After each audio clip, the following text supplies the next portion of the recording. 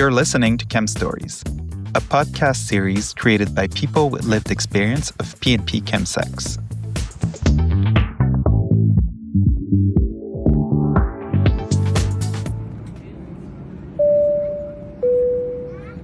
Hi, darlings. This is Captain Patrice speaking from the flight deck of Chem Stories Airlines. We're now about halfway through our YYZ Sagacity flight, where Investigator Olivier resumes the conversation with Bradley. Our flight plan forecasts discussions on the nuances of Toronto's party community, exploring its chemsex scenes, community-led harm reduction, and activism, and emphasizing destigmatization through shared stories. Should you experience turbulence while listening to this podcast, please visit our list of resources and services related to PNP Chemsex in the episode description and on chemstories.ca. Thank you for choosing Chem Stories Airlines, where the journey is always a trip. And you're in Toronto. How long have you been living in Toronto? A long time. My friend said the other day that it was coming on somewhere between 25 and 30 years. Okay. And I was like, really? It can't. So I came here from Alberta when I was 5. Is that it? Yeah. Yeah. So it's been, I've lived here a long time. So do you think there's things that are specific to Toronto in terms of like the chemsex scene? What is it like in Toronto?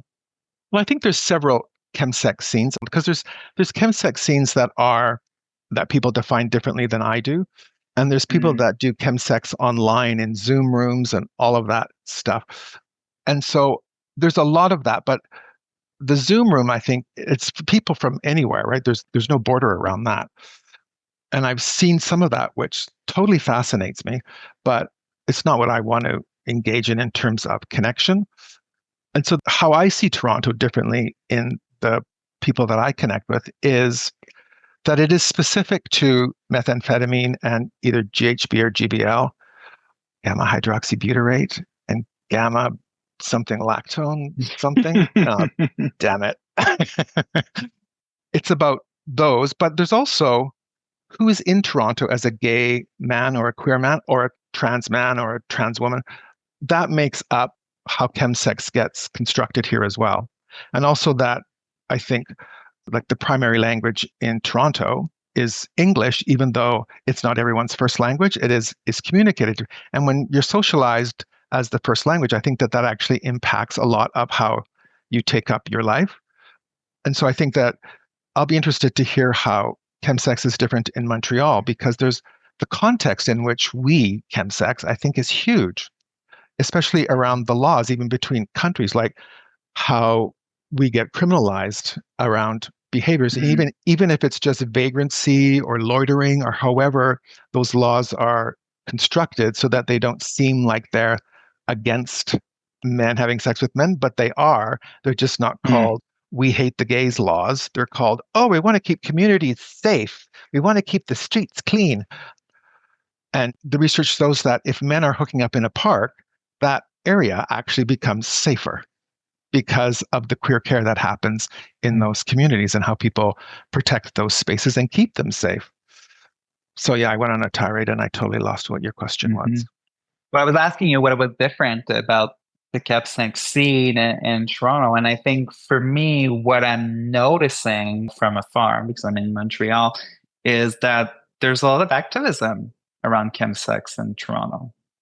Oh, no? Is there? Oh, what's activism? Maybe but there's a lot of, I find there's a community that's quite vocal, advocating for, more harm reduction. Yeah. Am I wrong? No, you're not. See, this is why this is great, because what I think is a normative behavior is, from a different perspective, is classified as something else. But yeah, I think that is a lot. I recently applied for a position that I ended up not getting because we talked about harm reduction in the interview. And apparently it made them a little bit scared. And they said that at the end of the day, they said that our values weren't aligned. And I was like, our values about caring for the community is the value, but how the politics around harm reduction which I like to push against, and what that looks like weren't aligned with how they like to hand out condoms at bars. They were just in a casual conversation talked about all these leftover unlubricated condoms. And I chimed in mostly to be funny and to be who I am. I said, oh, well, unlubricated condoms are great for huffing. You should use them in your harm reduction. And they were like, what? We can't give away unlubricated condoms for huffing. That would, what? But it's a truth. I learned that from someone in the community who said that. And so I think there is a lot of people speaking up. And it would be good to research communities that speak up more than others, like what empowers people? What is the context that people live in that they're more empowered to speak up? Next project, I guess. Next project. I mean, there's just throughout our conversation, I think there's like 8 different research projects we could pick on, because I feel you're right. You brought the point earlier about how often research has just been interested in chemsex because of his relationship to HIV or STI. But I think it's a bigger experience than that. And I think there's positive, there's negative. Is there actions or resources that you're very proud that is happening in Toronto in relationship to chemsex? Now, you asked me that question with a huge smile on your face for the podcast listeners. What are the resources? Well, I would say that I think the resources are the community. The community knows, right? And I think that oftentimes harm reduction, which is not a very popular thing to say, but I'm not under the label of an organization right now, but that harm reduction practices are about sustaining funding and not necessarily health in the community. And I think it's critical to always have this understanding around HIV as an economy, as opposed to a public health issue that we need to solve, right?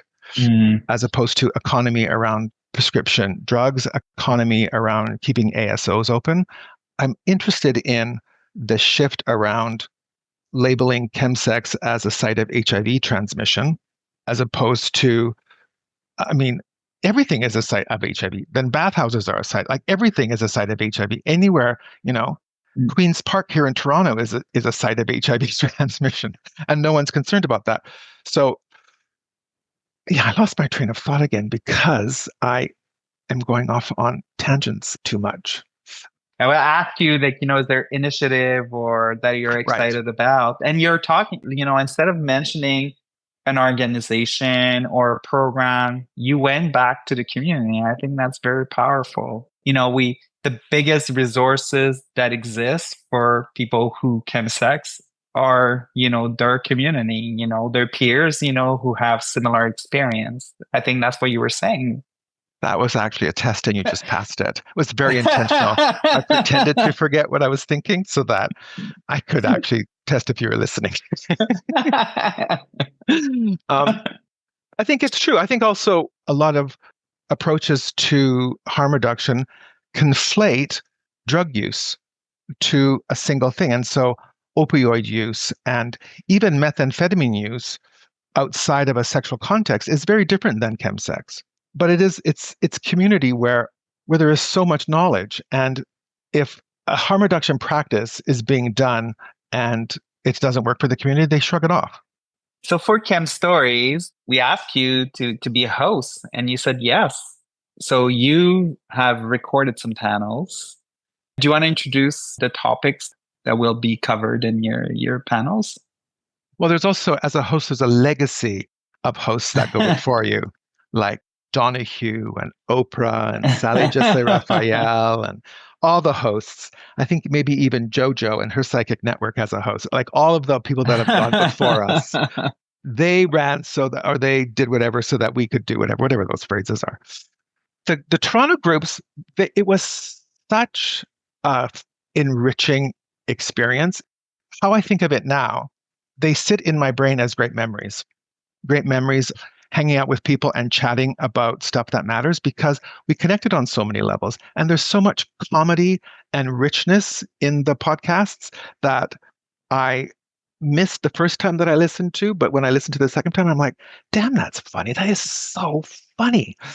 And also the vulnerability. And we talk about pets. We talk about being a widower. We talk about stigma and actually the definition of stigma and stigmata, which the conversation around that I think is incredibly rich. And knowing yourself, the idea of knowing yourself is, and sitting in silence so that you can know yourself is part of a practice around drug use. And they're conversations and topics that I didn't necessarily think would come up, but I knew the people that I was putting together, and I knew that there would be these rich conversations. And also very funny when one of the panels got together, I didn't know they all knew each other. And when they did, they're like, hey, Small which community. is great because that's what we want. We want people to be in a place where they feel safe to chat about stuff. Mm.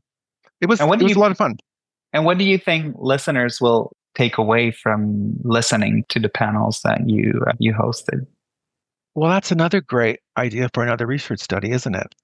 Talking to people to ask them what they got from listening to the stories, which ones they listened to, how it impacted their life. My hope is that it validates that they see themselves in it somewhere, and that they see themselves in it in the parts where they didn't expect to see themselves. That they see themselves in a conversation about slamming, or they see themselves in a conversation about the power that the relationship that someone's dog had on their recovery that we might minimize, but they see themselves in that, and they then have, it's like Tetris, that their life sort of starts to make a little bit more sense because they have context and they see themselves and their practices and their world in a different way. Or they're a judgy bitch and they do the podcast and they're like, oh, I had a ton of assumptions that have been challenged. And I think that is going to be the gift of Chem Stories.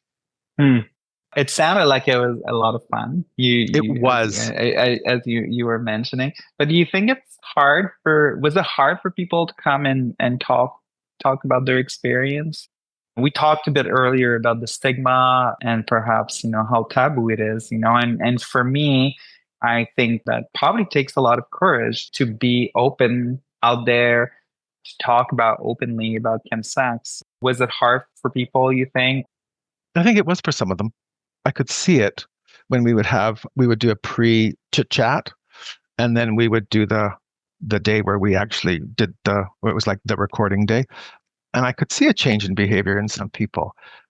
And that I think speaks directly to the methodology being voice and being recognized. I think also to sidebar and hopefully not, I hope we be able to find my way back to the answer that I was trying to get to, or the discussion I was trying to get to. But that sometimes when gay men hear their voice, there's a whole canon of research around that as well, which is the idea when it's framed in a negative way that our voices betray us, that I didn't know he was gay until he opened his mouth and a purse fell out. All of that sort of heterosexist and misogynist language that surrounds being gay. A little bit of that sort of shows up as well because this methodology asks people to show up as themselves. The people who share their stories aren't standing behind you or the hosts, they're standing beside us. And I think that does make it difficult for some, which also speaks to the importance of the relationship between the host and person in the room. And they had questions about confidentiality, anonymity, all of that kind of stuff. And when we have those conversations that are outside of a consent document, but from community member to community member, I think there's a richer understanding of loyalty and I got your back and you have my back. All of that stuff that happens in community, I think that's also at play, which navigates the difficult. Because the reality is, regardless of someone's comfort around chemsex, talking about it in a world where that doesn't necessarily like you as a gay man, and then for sure doesn't like you as a man who likes to puff on a meth pipe and suck a dick, to talk about that requires a lot of courage. First of all, we get a lot of backlash as queer people in society, and there's pressure always to kind of be a good boy or a good person and to kind of be out there and be willing to share part of you that you think are a bit darker or part of you that you're okay with, but that may be perceived as like oh, you're a bad person because you do drugs or because you do Hmm. chemsex. And I'm always kind of impressed with people who are willing to put themselves out there to share their stories so that we can learn from that. And, I'm sure some of the motivations of the people that have participated are probably to help us, like people like me and others who don't have that experience, to kind of build a bit more empathy. Yeah, I think it's also very powerful what you're doing, which is it's the strength of allyship within the gay community and within the queer male identified community and what that can look like. Do people, when they find out that you're a chemsex researcher, are they like, is it sometimes the doorway into a come on or like questions about you and hooking up and stuff? No, actually, well, I don't know. Oh, too Maybe bad. people. It's so funny because I've researched other area, and I've had a lot of interaction with people, but no, I don't know if maybe people assume I do chemsex because I do research in this area and I don't know about it. I'll let you know if I Um, hear anything. if there's photos of me at parties, I'll please text you. share them with me. No, no. Olivia, But I I think, found some photos that I'm going to share with you. Please don't be alarmed. yeah. But it's interesting because sometimes, maybe not within the gay community, but perhaps, because I'm in public health, so often the kind of perhaps assumption that on my position on chemsex and that I approach this as someone asked me, like someone who's in academia, is the goal of chem stories to prevent people from doing chemsex in the future? And I was like, absolutely not. That's not the goal. The goal is really to kind of share stories. And there's a team working behind this project. We approach it as it is a human experience, and there's human behind that experience. And what we really want is to learn from their experience. So, I think the goal is actually more to destigmatize chemsex. And people, I mean, there's no podcast that will make people do drugs or not do drugs, right? It's like, it's not We because you wish they hear had that power. yeah, it's not going to have this power.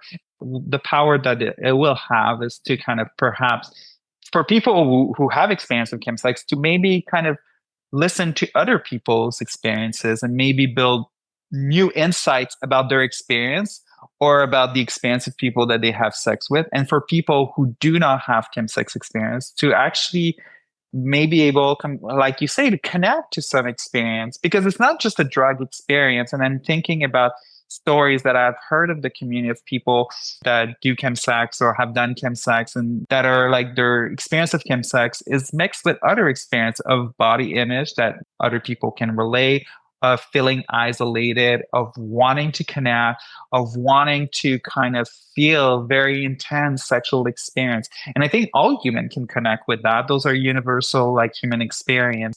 So I think this is really what we're wanting to do as like a research team behind this project. It's not to pass a moral judgment. I think that's Right. already done by a lot of people, by healthcare professional, by public health, by a segment of the queer community, a big segment of the general population. Mm. We've been judged enough, and it's not about taking position on the practice. The practice exists. It is part of our community, that we like it or not. There's people that have this experience, but we wanted to bring it to light to kind of just learn more about it. I'm a gay man. I'm part of the gay community. I know people who in my surrounding who have different experience with drugs and different experience with chemsex. So, I am connected to this topic that in many ways. That's really rich, actually, as a gay man. It's like that reminds me of HIV as well, because someone was asked about his HIV status, and he said that he's lived with HIV in his heart for 40 years and with it in his blood for 20. And I think what Mm, that is that he's actually naming his connection to the issue on different levels, that he's had this connection from different standpoints for mm, 40 years. And I think that's actually what it seems to me that's what you're saying, is that you identify as a community member and sort of take up the responsibility that comes with that. mhm, If we could bottle that and sell it beside the lube, it would be great. mhm. It's a pleasure talking to you. That was very fun, Bradley, and I'm just, I think we're so lucky that you've embarked on this Chem Stories journey with us, and that Oh, talking to you today was a joy, but also having like work with you and having you host some panels. I think I just want to say a big thank you for you to do that. So we're very, I'm sure listeners after hearing you talk today will be very excited to to hook listen up with me? to Just hook up kidding. with you. We'll put your Thank you. photo as well in the description. And So contact that information. might help. But I think people will be very excited to listen to the conversation that you've had, like, with people Oh, I hope with so. lived experience. Thank you. It's been a great pleasure to be involved in this project so far. Yeah, it's been a really enriched experience, and I also feel very grateful to be a part of it. I feel very seen in this whole process, and for me, there's a ton of value in that. Roll credits. Attention all passengers, Captain Patrice here. Please prepare for landing. We're making our final descent on our YYZ Sagacity flight. Thank you for choosing Chem Stories Airlines for this journey through lived experiences with PNP Chemsex. Next up, our journey continues on the YYZ Balance flight, where Toronto host Bradley introduces experienced flyer Brian to share his journey. More compelling stories await. Subscribe to stay updated. If you've encountered turbulence while listening to this podcast, please refer to our list of resources and services related to PNP Chemsex in the episode description and on chemstories.ca.